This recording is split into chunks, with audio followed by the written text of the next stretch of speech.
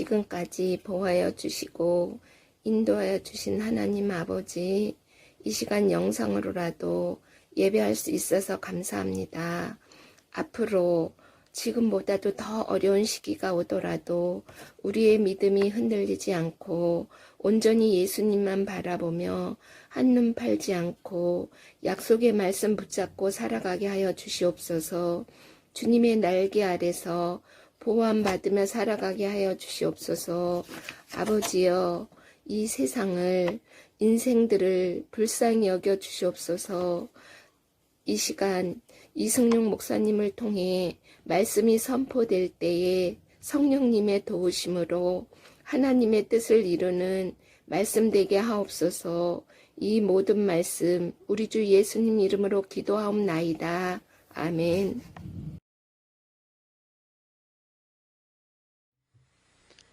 우리 성도님들 안녕하십니까? 이 저녁 말씀을 듣고 계신 바로 그곳에 성령 하나님께서 함께하여 주시길 간절히 기원합니다. 인류의 역사를 살펴보면 반복되어 일어나는 일들이 있습니다. 전쟁이 그러합니다. 땅을 조금 더 가져보려고, 내가 조금 더 이익을 취해보려고 사람들은 싸우고 전쟁을 치르곤 했습니다. 질병은 어떤가요? 사람이 천수를 누리다가 자연사하는 경우도 있지만 대부분의 경우는 질병으로 인하여 잠들게 됩니다. 그 질병, 인간을 괴롭게 하는 질병 또한 계속해서 생겨나고 그 질병을 정복하고 또 생겨나는 그러한 반복의 과정들, 반복의 역사를 볼 수 있습니다. 성경에 기록된 내용들을 보아도 선과 악의 대쟁투가 계속하여 반복되는 것을 우리는 알 수 있습니다. 그렇기에 우리는 그 반복되는 역사를 살펴보며 영적인 안목을 키울 수 있고 사단의 시험에 대비할 수 있습니다. 저는 전염병이 만연한 작금의 상황 가운데서 역사와 성경을 통하여 우리가 나아갈 길을 모색해 보고자 합니다. 말씀을 준비하며 문득 그런 의문이 들었습니다. 이 이전에도 전염병이 만연했을 때가 있었는데 그 당시를 살던 우리 믿음의 조상들, 선조들은 그 전염병을 어떻게 바라봤을까? 어떻게 대처했을까? 궁금해졌습니다. 그래서 흔히들 패스트라고 부르는 흑사병, 그 질병에 대하여 자료를 찾아봤습니다. 이 질병은 1347년 처음으로 발병되었습니다. 이 병으로 인해 유럽 인구의 3분의 1 내지 4분의 1이 사망하게 되었어요. 숫자로 계수해 보면 무려 2,500만 명, 최소 2,500만 명에서 6천만 명까지, 최대 6천만 명까지 사람들이 죽었다는 것이죠. 3, 4명 중에 1명이 죽은 것이니까 단순 계산을 하자면 우리 집에서도 1명 혹은 2명이 죽는 거예요. 어제 나와 함께 식사를 했던 내 가족이 다음날 아침에 일어나 보니까 저기 쓰러져 죽어 있는 것입니다. 수십 년을 동거동락했던 내 이웃이 어느 날 갑자기 몸이 까매져서 그렇게 죽어 있는 것이죠. 이처럼 두려운 일 앞에서 사람들은 이성을 잃게 됩니다.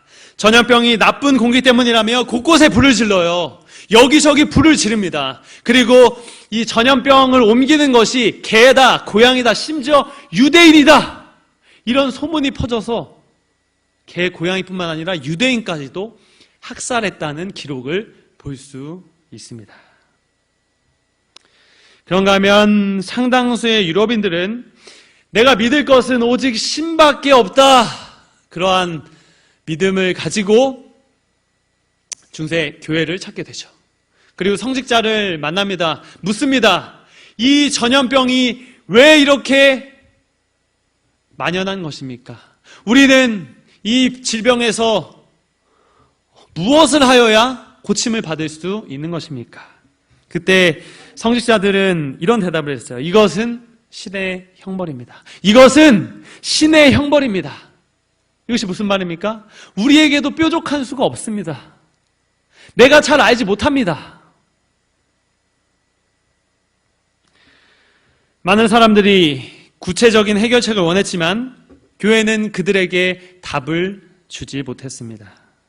이 때문에 흑사병은 중세 교회의 위상을 크게, 아주 크게 흔들게 됩니다.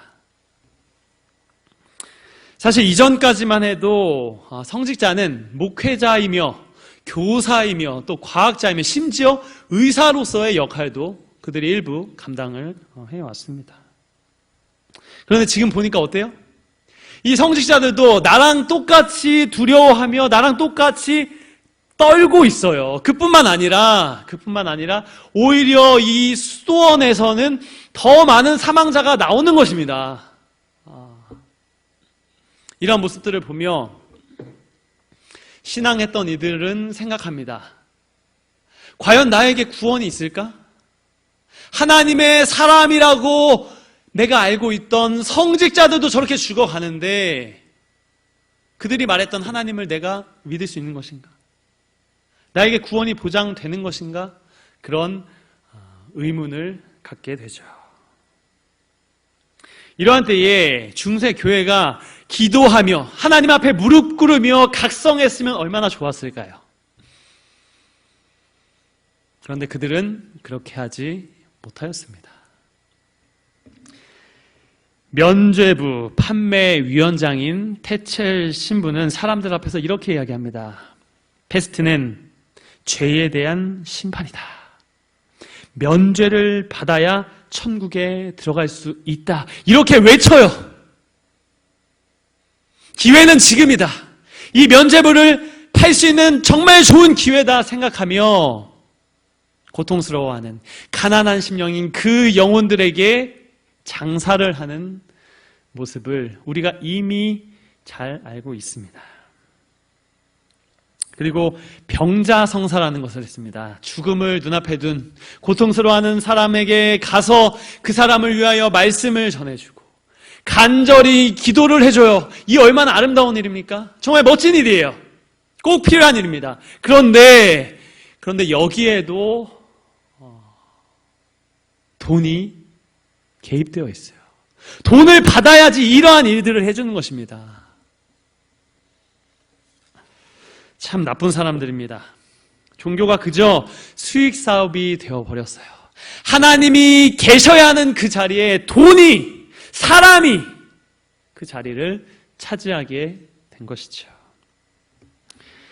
가장 어두운 시기, 가장 교회가 필요로 되는 그 시기에 교회가 이러한 상황이니 세상은 암흑천지가 되어버립니다. 사람들은 생각해요. 인생은 정말 허무한 것이구나. 인생 별것 없구나. 그냥 이 땅에서 누리다가 기쁘게 살다가 가면 되는 것이구나. 이때의 허무주의, 세속주의, 이러한 사상이 이 세상을 물들이게 되는 것이죠. 그 시대의 정신이 드러난 책이 데카메론입니다. 오로지 이 책에는 성과 쾌락에 대해서만 기록이 되어 있어요. 이 책을 읽다 보면 어떻게 이런 책을 고전이라고 이 고전 명부에다 올려놨을까? 이 기독교인들, 신앙하는 분들이 이 책을 다 읽기가 쉽지가 않습니다. 책이 그냥 처음부터 끝까지 이런 내용이에요. 성적인 내용, 어떻게 하면 더 쾌락을 누릴 수 있을까? 이런 내용들로 가득 차 있는 것이죠. 이처럼 어두운 시대였지만 우리 하나님께서 준비하신 한 사람이 나타납니다. 패스트가 만연하기 얼마 전에 태어나서 그가 성장하면서 수많은 이들이 이 질병으로 인하여 죽어가는 것을 보면서 성장을 했어요. 이 사람의 이름이 무엇인가 하면 존 위클리프입니다. 존 위클리프. 위클리프는 교황이 하는 이야기를 다른 사람들처럼 무비판적으로 받아들이지 않았습니다. 이 사람은 성경을 편 사람이거든요. 학창시절부터 열심히 성경을 폈어요. 그리고 교황의 말이 이 성경과 일치하는지 그가 살펴보게 되었어요. 깊이 있게 성경을 묵상하다가 연구하다가 이 사람이 마침내 깨닫게 되었습니다. 교황, 사제, 성인, 그리고 면죄부, 이 모든 것들은 결코 성경적이지 않다. 하나님께서 원하시는 것이 아니다 하는 사실을 그가 성경 말씀을 연구하며 명확하게 깨닫게 되었습니다. 보통의 사람들은 이 라틴어를 읽을 수 없었거든요, 그 당시에. 그런데 성경은 모두 다 라틴어로 그렇게 출판이 되었어요. 그러니까 사람들이 성경 말씀을 보통의 사람은 읽을 수가 없는 상황 가운데서 교황과 성직자가 하는 말이라면 이것은 그야말로 하나님 말씀인 것입니다. 이 연약한 인간이 하는 잘못된 말도 그냥 네네 하며 다 받아들이게 된 것이죠. 그리고 위클리프는 바로 이것이 잘못되었다, 이것을 바로 고쳐야겠다 생각을 합니다. 그래서 그는 그의 모국어인 영어로 성경을 번역합니다. 하나님의 도우심으로 그가 성경을 번역하였고 그 성경이 바로 위클리프 성경인 것이죠. 말씀에 집중하고 말씀에 굳게 선 한 사람, 그 한 사람으로 인하여 성경이 전해지게 되었습니다. 또 위클리프의 영향을 받아서 이 후세대의 얀 후스, 체코에서 활동했던 얀 후스, 그리고 루터, 이러한 개혁자들이 등장하게 된 것입니다. 패스트 시대의 위클리프처럼 하나님께서 한 사람을 간절히 찾으셨을 때가 있었습니다. 바로 예레미야의 시대입니다. 우리가 잘 아는 것처럼 예레미야는 남방 유다의 멸망을 예언했던 선지자입니다. 그리고 그 마지막을 함께했던 선지자죠. 그 시대는 어떠했습니까? 예레미야가 살고 있던 그 시대는 어떠했을까요? 성경 말씀 찾아보겠습니다. 예레미야서 2장 8절, 율법을 다루는 자들은 나를 알지 못하였다. 누가 하나님을 알지 못하였다고요? 율법을 다루는 자들, 제사장들이 하나님을 알지 못하였다고 성경은 기록합니다. 제사장들이 하나님을 전했어요. 말씀을 가지고 하나님을 전했습니다. 전하였음에도 불구하고 하나님 보실 때 이 제사장들은 하나님을 전혀 알지 못하는 그런 사람들이었어요. 그렇다면 백성들은 어떠했을까요? 에레미야서 2장 13절을 찾아보겠습니다. 내 백성이 두 가지 악을 행하였나니 곧 그들이 생수의 근원되는 나를 버린 것과 스스로 웅덩이를 판 것인데 그것은 그 물을 가두지 못할 터진 웅덩이들이니라. 그들은 생명의 근원 되시는 하나님을 잊었습니다. 그리고 새로운 웅덩이를 팠어요. 그 웅덩이에서 나는 물을 마시면 마치 내가 이 세상에서 영원히 행복할 것처럼, 더 이상 하나님이 필요 없을 것처럼 그렇게 그들이 살아가죠. 하나님 없는 삶, 하나님을 놓아 버린 삶. 그렇게 되니까 그들의 삶은 패스트 시대에 쓰여진 그 데카메론, 그 책의 내용처럼 오로지 쾌락, 또 성, 이러한 것들에 매몰된 그러한 삶을 살게 됩니다. 에레미야서 3장 3절 제가 읽겠습니다. 음란과 행악으로 이 땅을 더럽혔도다. 하나님을 버린 이들이 음란과 행악으로 이 땅을 더럽혔다고 성경은 기록하고 있어요. 어느 땅이 이렇다고요? 네, 유다가 이랬습니다. 예루살렘이 이랬다는 것이죠. 바로 그때 하나님께서는 이러한 기별을 주십니다. 에레미야서 5장 1절, 너희는 예루살렘 거리로 빨리 다니며 그 넓은 거리에서 찾아보고 알라. 너희가 만일 정의를 행하며 진리를 구하는 자를 한 사람이라도 찾으면 내가 이 성읍을 용서하리라. 놀라운 말씀입니다. 이 말씀에 의하면 유다는 멸망당하지 않을 수도 있었어요. 나라가 망하지 않을 수도 있었다는 것입니다. 누구만 찾으면요? 성도님들, 누구만 찾으면요? 네!